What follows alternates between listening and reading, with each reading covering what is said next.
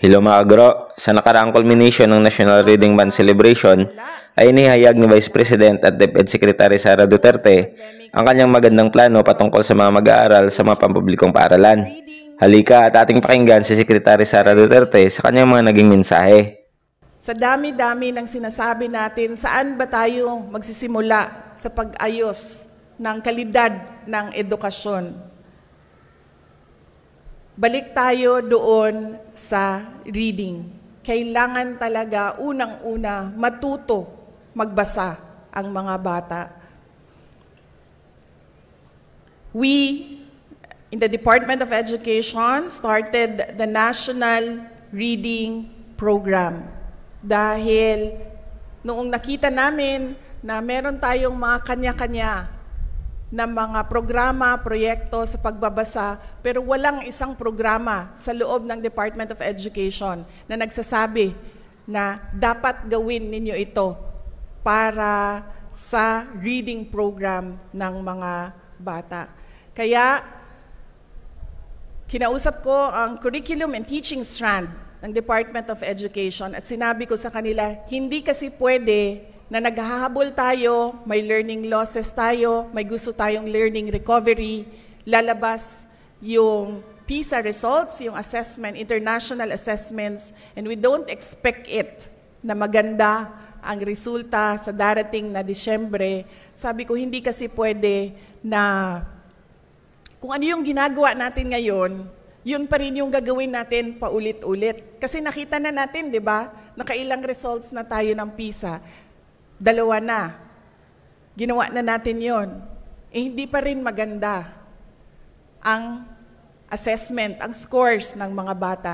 Ibig sabihin, we need to innovate. We need to do something else. That is why I ask the Curriculum and Teaching Strand, we need to allot one day sa Monday to Friday natin na yun lang ang gagawin ng lahat ng bata at lahat ng teachers. That is why they are making a policy now that every Friday will be catch-up Fridays. Ibig sabihin, wala tayong gagawin kundi turuan ng mga bata magbasa at yung mga marunong na magbasa, ituro sa kanila ang critical thinking and analysis. Yung mga marunong na sa critical thinking and analysis, pasulatin ninyo ng libro, pasulatin ninyo ng essay, lahat ng kailangan natin gawin na matutunan ng mga bata, gawin natin sa Catch-Up Fridays. At hindi lang yun, dahil meron din tayong kailangan i-catch up sa health,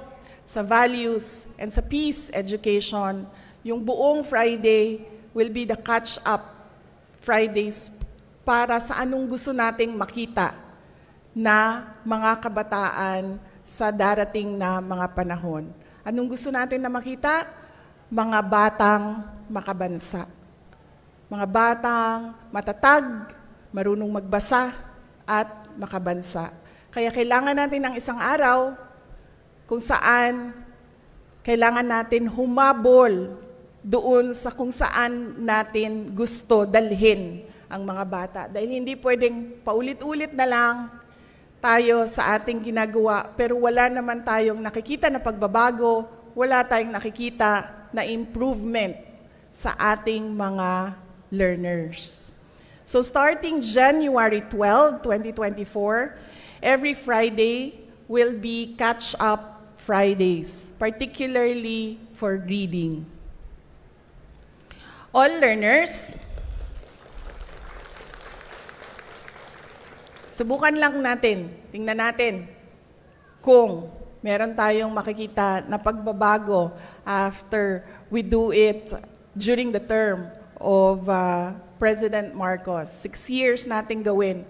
Habulin natin kung ano yung mga kailangan nating habulin na kailangan matutunan ng mga bata.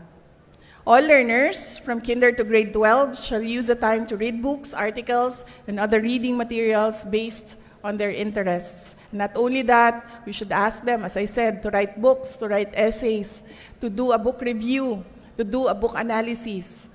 Lahat ng mga age-appropriate na mga activities sa reading ay ipagawa natin sa kanila.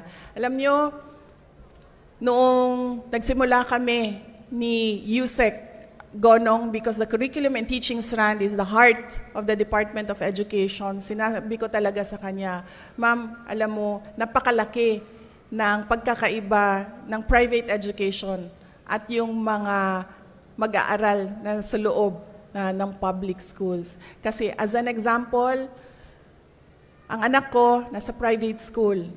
Ang anak ko is 10 years old, so he is grade 5. Grade 5 siya ngayon. At isang beses, lumapit siya sa akin. Hindi ko naman na-experience ito nung ako ay nag-aaral nung 10 years old ako. Doon ko nalaman na pwede pala sumulat ng libro ang 10 years old. Dahil yun ang pinapagawa sa kanila, sa kanilang paaralan. So, lumapit siya sa akin. Pinakita niya sa akin, may title page siya at 10 years old. May table of contents siya. Merong body ang kanyang libro at merong ending ang kanyang libro. Hindi siya libro tulad nung ini-expect ninyo na daming sulat. Hindi. Pero nandoon, nagsisimula na, tinuturo na sa kanila. Magbasa, magsulat ng libro, magsulat ng composition, magsulat ng essay. At yun ang gusto natin makita, hindi lang sa mga anak natin na nasa private schools. Gusto din natin makita yon sa mga learners natin, sa mga anak natin na nasa public schools. Dahil sa approximately 28 million learners natin, ilan ang nasa public schools? 25? 24. Approximately 25 million nasa public schools. Kaya kailangan, kung ano yung kalidad ng private education, ganun din yung passion natin as parents, as teachers, as educators in the public education system na ma-inspire, maturuan at mapanigurado na meron tayong mga matatag, matalino at marunong magbasa ng mga learners. Together, we will recover. So let us unite in our efforts to nurture a love for reading among the children in our lives. Let us inspire them to open the books of their imagination, to embark on adventures through the pages of books, and to believe in the power of their own dreams. By doing so, we are not only transforming their lives, but also building a society that embraces knowledge, empathy, and a brighter future for all. Maraming salamat sa inyo.